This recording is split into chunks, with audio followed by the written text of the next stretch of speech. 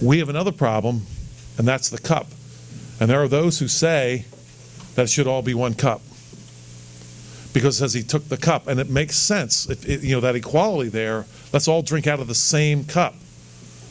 I can't bring myself to do that. I mean, maybe I'm missing something, and maybe we should be doing that. I don't know.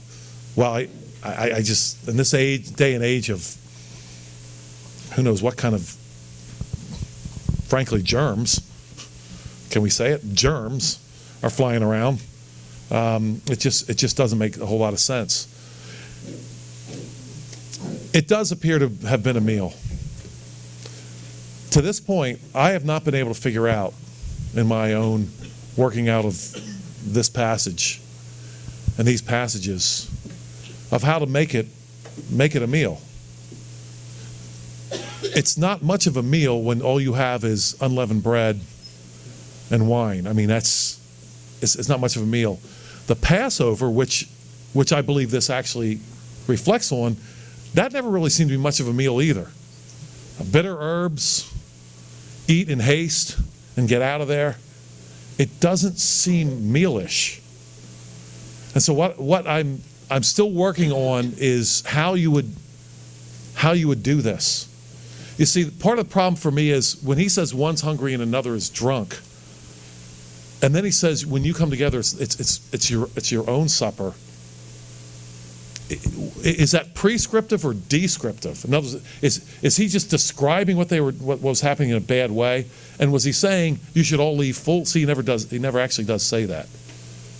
So the equality that we have now is you get a little piece of bread this big and everybody leaves hungry. At least we're all equal there, right? But in my own personal working out of this, it looks like a meal. But who's going to come to a church supper with you know what? You get to drink wine. The ones that would come, I wouldn't trust. Wine and unleavened bread. That's it. That's all you get. I haven't worked it out yet. Still working on it. I saw another question here, and then another one. Kind of related to that, I was thinking, as you were talking about our point needs to be that we're being discerning within the body, that we're to discern the body. So we don't know if somebody's leaving hungry. We know Ryan might leave hungry, but we also know that his refrigerator's probably pretty full at home. But do we know if there's somebody leaving hungry who doesn't have a refrigerator full at home? And I think that there's some responsibility on the body to let at least the leadership know if they are hungry at home. We come in looking pretty good on Sunday morning, but we don't really know what's happening.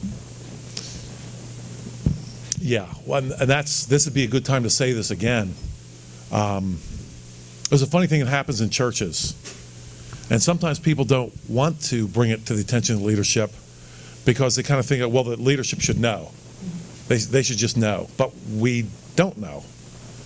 We have to be told. Yeah, exactly. I mean, I don't know. I mean, I wouldn't know that Sadie Grader is sick unless I was told that. There was no way I would know that. So this is a good time to say it. I mean, if there's a need, maybe we should know. Maybe if we were more tuned in, maybe if we called you more often, we would know these things. But if there's a need, you have to tell us. And that happened in the book of Acts. There was a need that was brought forward to the church in Acts 4, and that's when they established deacons. It wasn't that the church leadership just kind of knew this. It just dropped out of the sky. They had to be told. And that's when they established deacons. Yes? I was just thinking about when you said about the cup, drinking of the same cup. Yeah. Well, in Matthew 20, yeah, and 22, and he said, "Are you able to drink of the cup that I drink of?" So there, I think he's maybe talking. Are you able to do what I do? Are you able to follow me? Is that correct? No doubt. No doubt about that there, and that's a good reference. I mean, I think it's talking about something else, but it's definitely the same terminology. And for those folks there that were drinking that cup, they all did drink the cup. All of them. That Christ, I mean, not exactly the same way he did, but some were crucified, some were run through, some were thrown off buildings. James was thrown off a building, thought it would kill him, it didn't kill him, so then they stoned him to death. So they all did drink that cup. That's something for us to, that's wow. You know, what kind of cup do we have to drink? We have to be willing to. That's our job. Yes? Can you explain what you meant by the mountaintop experience? And then you mentioned Yeah. as opposed to studying the Word. Yeah, sure. How many of you have ever met up with someone who said, you know what, I don't need to go to church, don't want to go to church, don't want to go in a building with all those hypocrites.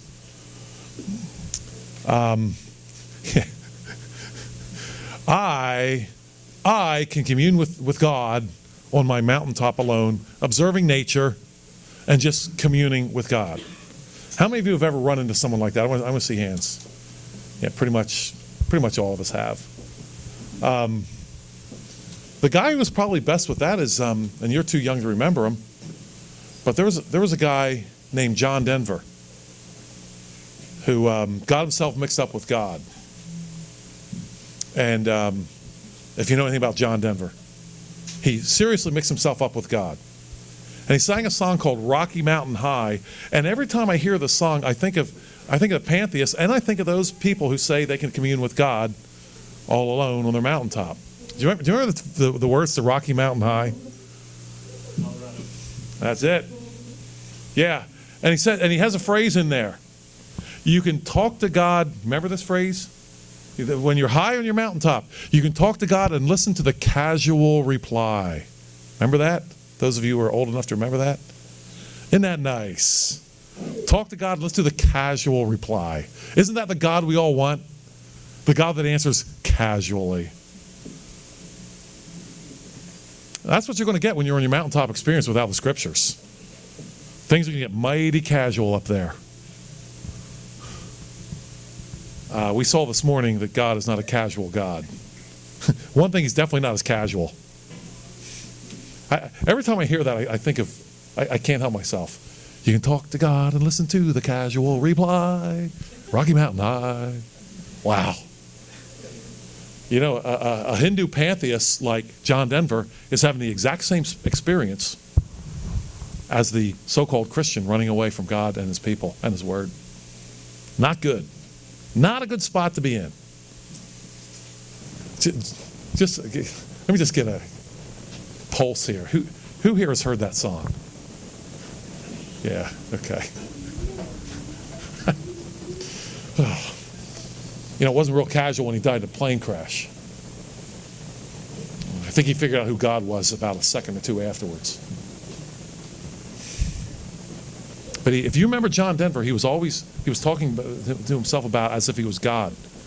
And one of his last messages to one of his brothers, don't need to get off on this, but he had left a message to one of his brothers that was left over after he died, and they played it. And the message to his brother was, this is God calling, and then a big laugh. Why not?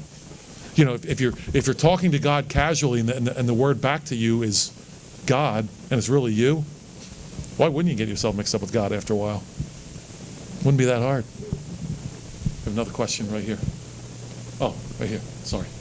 In verse 30, when it says, "For this reason many are weak and sick among you, and many sleep," in the footnote next to it, it says it's referring to sleep as dead.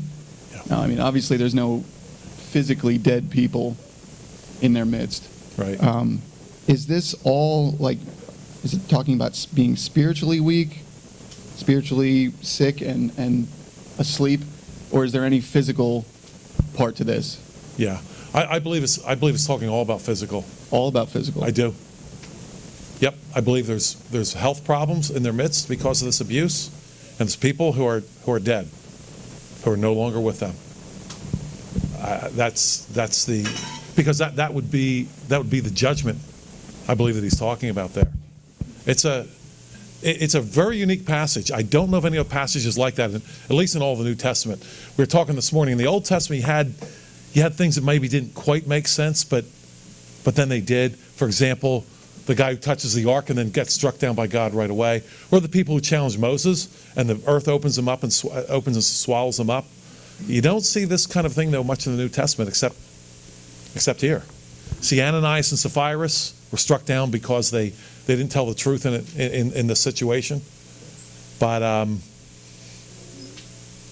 it makes it for a tough passage to read because it seems so casual. But I think what Paul is trying to tell us there is this is how important Christ sees his church. Don't abuse it. Elsewhere in the Gospels, disciples asked Christ, who sinned, this man or his parents? He was born blind. And, we take from that passage that illnesses are not, it's not what you've done that God strikes you sick. And here we have This passage. How do you reconcile those two? Yeah. We always have to be careful to get in the place of Job's friends who knew why Job was struck down, but they didn't know. And I believe because Paul is not giving us, he doesn't give us a formula here to know why somebody's sick or why somebody's dying. Yeah. Oh, you could. Yeah, I know why so-and-so's sick because of whatever. And he doesn't do that for us. He just tells us what can happen. So he does never put us in the place of being able to judge everybody. But as a general rule, he does tell us that this can happen. Now, can happen. Does that mean that everybody who abuses the Lord's Supper is struck down right away? Not necessarily, no. But it's not a warning so that we can know what's going on in everybody's life. It's not about that. It's directed to us. Make sure you don't abuse this. There will be people who are weak and sickly among you. That doesn't mean that you know exactly why. You don't. In the case of this man or his mother, the disciples had already concluded, who sinned, this man or his mother? There was sin. Yeah, there was a sin somewhere. We just don't know if it was him or his mom, but all we want to know is which one. And Christ actually neither. Has nothing to do with that. So it's not a passage to let us know how to judge someone else in that sense. The point of the passage is judge yourself. Worry about yourself when it comes to this. If you get that point, you'll get the point of the passage for sure. I saw another. Yeah. In light of when you were touching up on equality and righteousness, and we're all equal in Christ, and any other example of it is null and void. In Romans 3:10 it says, "As it is written, there is none righteous, no, not one." Could one make the argument that we're all equally unrighteous and equally in judgment before God? Yes.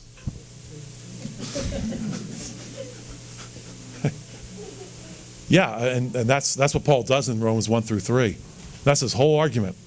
In fact, in 3, he's arguing. He says, you say you're a Jew and you have the law and all this kind of stuff. By the time he's done, they're just as guilty as everybody else.